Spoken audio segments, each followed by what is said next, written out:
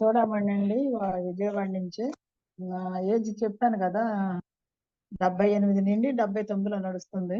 నేను కూడా తేలిక అనిపించింది నా శరీరం కూడాను. నాలో మార్పు, ఫేస్ మార్పు కూడా చెబుతుంది రత్నమాల. బాగా మార్పు వచ్చిందమ్మా ఫేస్ కూడానని. నా శరీరం కూడా చాలా తేలిగ్గా ఉంది. వాకర్ లేకుండా కొద్దిగా 4 అడుగులు వేయగలుగుతున్నాను. 10 అడుగుల దాకాను మధ్య మధ్యలో. ఉందండి.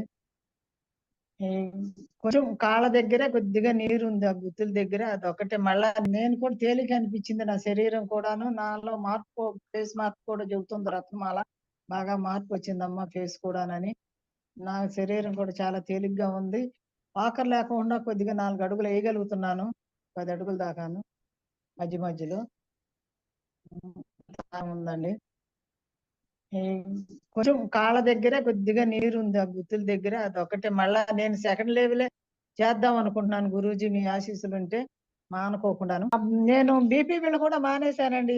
ఒక 4 రోజులు వరుసనే యేసుకున్నాను గురూజీ. అక్కడి నుంచి కంటిన్యూగా ఎప్పటినుంచో 30, 40 ఏళ్ల నుంచి యేసుకుంటున్నా. డైలీ ఉన్నా బీపీ లేకపోయినా ఒక టాబ్లెట్ యేసేసుకుంటా టిఫిన్ చేసి.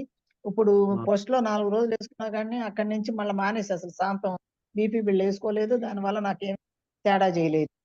అంతా బానే ఉంది. ఉండగలిగాను. ఆహారం జ్యూస్ మీదే నేను ఉండగలిగాను ఈ ఏజ్‌కి.